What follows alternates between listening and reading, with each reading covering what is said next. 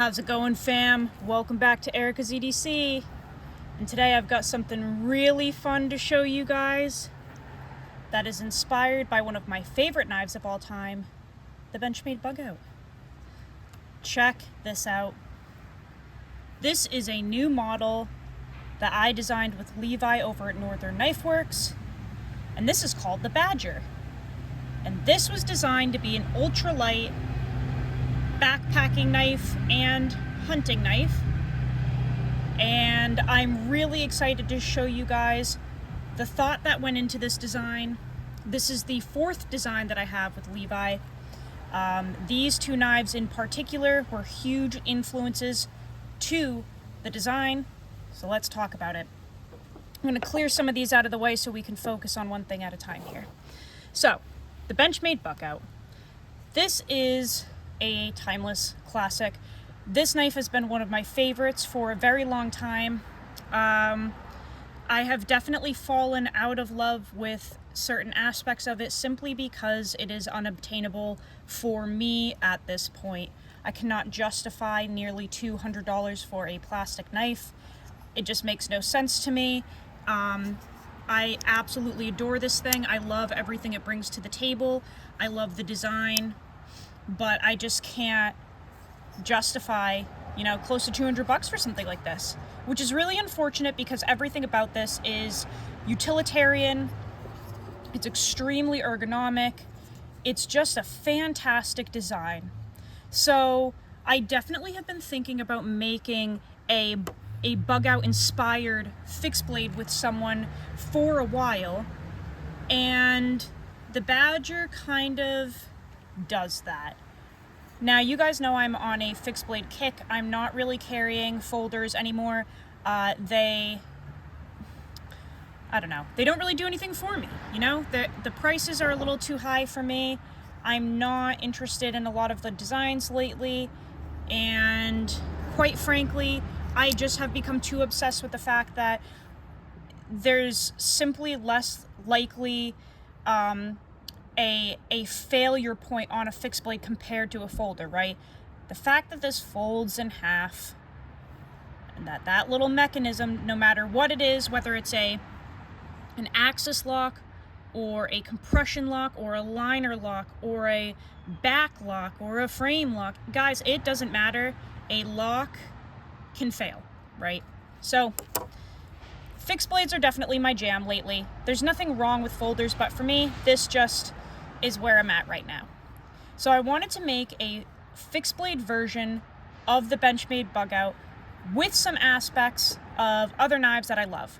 I wanted this to be something that you could bring on a hiking trip, a camping trip, or a hunting trip that was lightweight, small, tough, sharpened spine, but also coming in at a decent price point, because people that are going to be kind of beating on their knives out in the woods on hiking trips or camping trips, they're probably not going to want to spend, $300+ on that blade.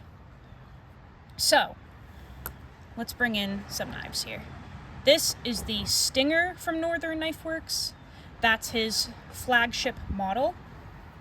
And then I also have here the Mink, which was an outdoors knife, EDC knife that Levi and I did together. This was our second design. The first one was the Dart. Second one is the Mink. The third one is the Otter. And following suit with the family name, the fourth one is the Badger. The only one that doesn't fit that lineup of animals is the Dart, and that's because it just doesn't fit into this realm. So we have the Mink, we have the Otter, which is a big camp knife, and we have the Badger. So, in my opinion, the Stinger does have some characteristics of the BUGOUT. And how can it not, right? I mean, the BUGOUT is a simplistic drop point knife, okay? That's very much what the Stinger is. I love the blade shape of the Stinger. I love that it's concealable. I love the belly on it. I love that finger choil right here. The slim handle, Those are all aspects that I wanted to carry over from the Stinger to the Badger. Now, this is a little thin to be doing a full hiking or hunting trip with, in my opinion, because this is not something that you would be able to baton firewood with. This is not something that I would rely on to do heavier tasks. This could definitely be the game knife, but I wouldn't necessarily want to put this through anything further than that, as it's an EDC knife, okay? Then we have the Mink down here, which is kind of the opposite end of the spectrum. The Mink was designed to be an all-around beater knife. Really thick crew wear on this, full flat grind. I think the Mink is like 13 thou BTE, something like that, but just super beefy, really simplistic. This is something that, as you guys have seen on camera, we have batoned the crap out of this thing. I actually took this and hammered it into a log on camera, tried to break the tip. This thing is indestructible. We've cross-batoned with this. I have a ton of testing on this, and I loved the fact that this was an outdoors knife that you could do processing firewood with. All of the outdoor tasks, you can absolutely process game with this, but it's definitely pretty beefy, right? This is a really thick knife, really beefy, and quite frankly, it's pretty heavy. Also, no sharpened spine on this. So, as a hard use EDC knife, absolutely, and as a hard use outdoors knife, totally. But is this something that you would want to pack, 3 days hunting for elk in the mountains? Meh, I'm not really sure, right? So that's where the Badger was born. The Badger is very, very close in length to the Mink, about 7 inches long. We have a 3-inch blade, very much drop point. So as you can see, the Mink is a little more elongated and skinnier this way. So we really brought down that belly from the Stinger to the Badger for game processing. You guys know a couple weeks ago, Nicole's boyfriend Trevor got a deer, and we processed it with a number of knives that I have in the collection. And one of the biggest attributes to a good hunting knife is that belly right there. It just makes processing game easier, effortless, because you have that swooping motion that just naturally comes with that blade shape. Makes getting all of that meat off of the carcass very quick and easy. So I really wanted to have that. So we have a nice big belly here. We do have a generous sharpening choil, which again makes field sharpening or at-home sharpening very easy. We have a 3-inch blade, so it's not too short, not too long. That's pretty much the sweet spot for me. Sharpened spine. Very, very sharp. That makes using a ferro rod way easier.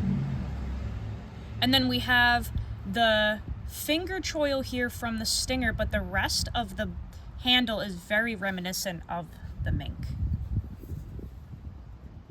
So definitely fills the hand quite nicely, but we have really thinned that out. We still have the vibrant orange G10 scales. That way, if you do drop it in the field, you're not losing it out there. And it is rough finish. So this looks blasted, but it's not. It's just a rough finish G10, making it a little grippier. It's not shiny. That also does cut down cost. So we tried to squeeze in some characteristics to this knife to not only make it user-friendly, but also bring that cost down. Because like I said, the BUGOUT being nearly $200 for what you get really upsets me, right? Are you paying a little more for a handmade, made in the USA custom knife? Absolutely. But we are aiming for $285 with these. Now I'm sure you're wondering, what is the steel? That's the most important aspect, is it not? Crew wear. Everyone loves crew wear. Mine came in at 66.5 HRC with 9 thou BTE.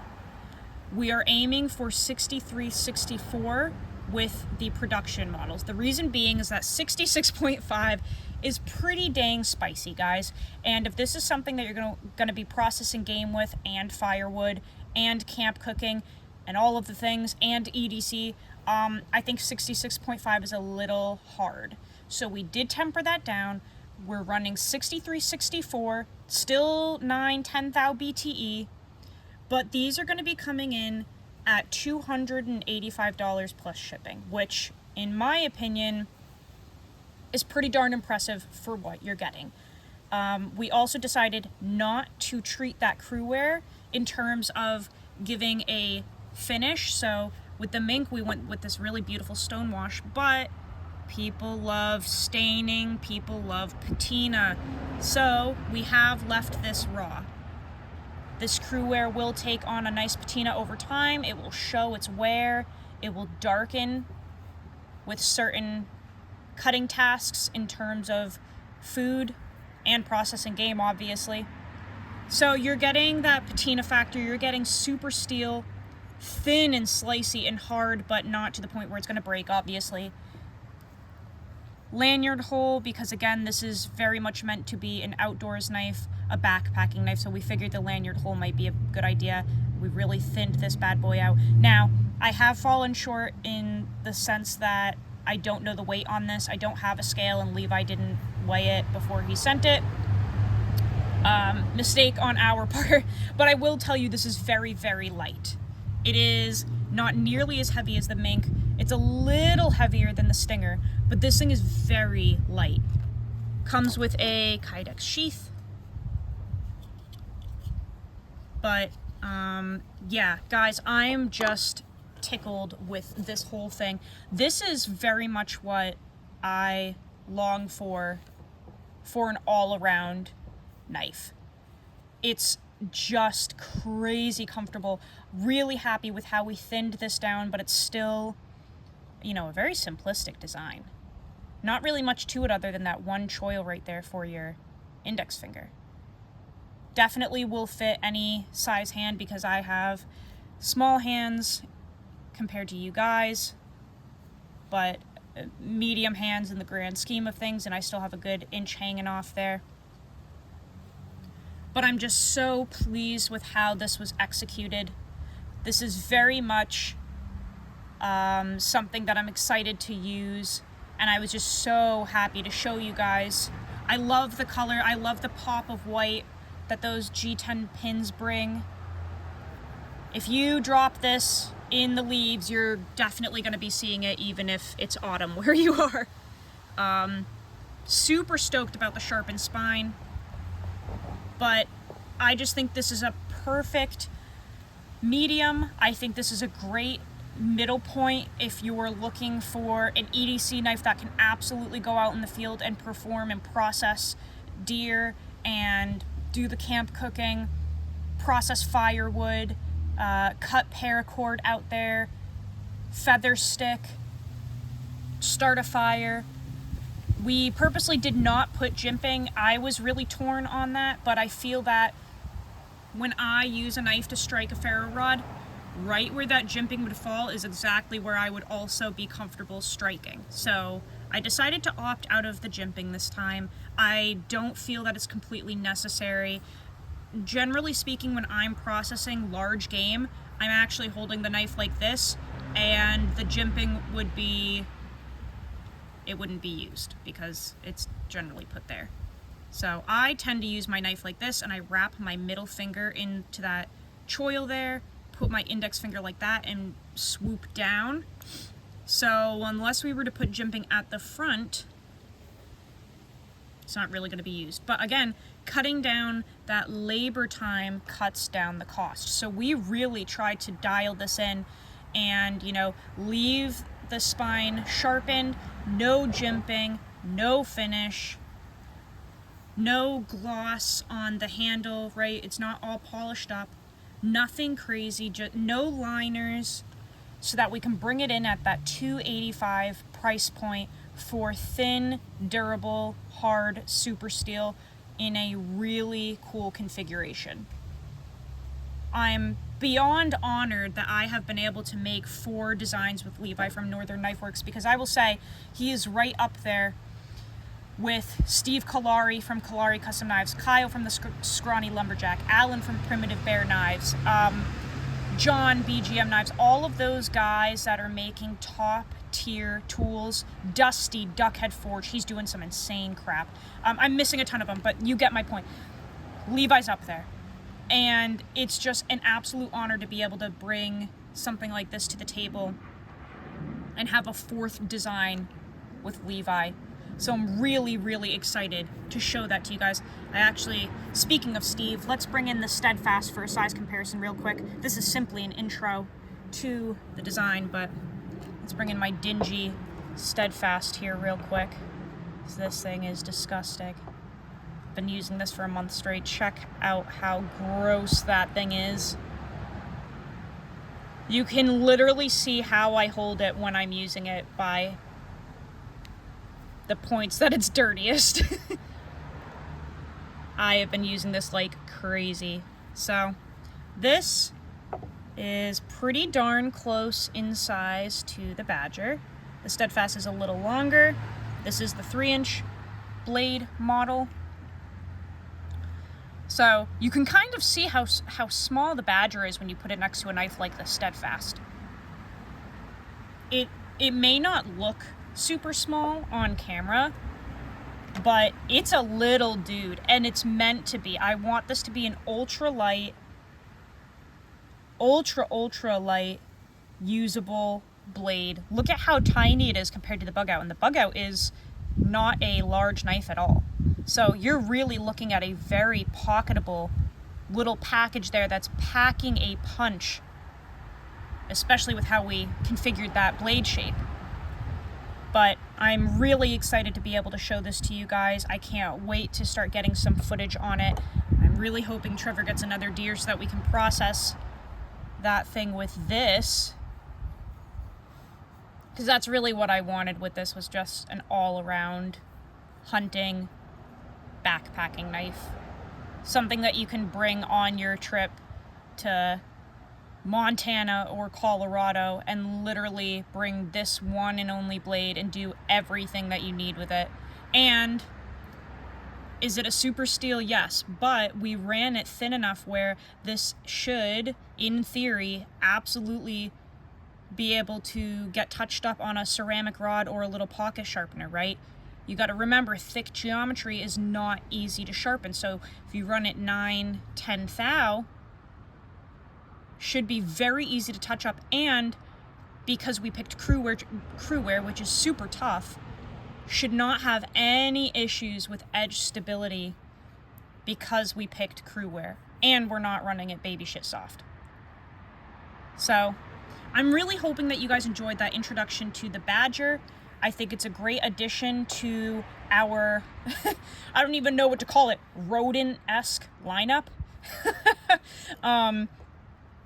You know, the Mink is just such a cool, hard-use beater knife, and the Otter is, you know, huge. I should have brought it out here, but the Otter is a massive Nitro V camp knife with crazy jimping and can, you know, probably cut through tires and stuff. The Otter is just an absolute beast, but the Badger is a little more of a dainty little thing here, a little more elusive, if you will. Definitely is very tough though, and a stout little thing, not to be underestimated for its size.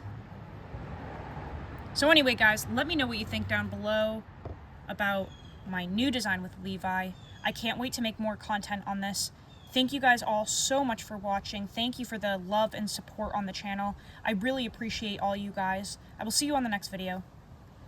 Go use your shit. Learn how to sharpen your knives. I will see you guys on the next video. I love you so much, fam. Take care.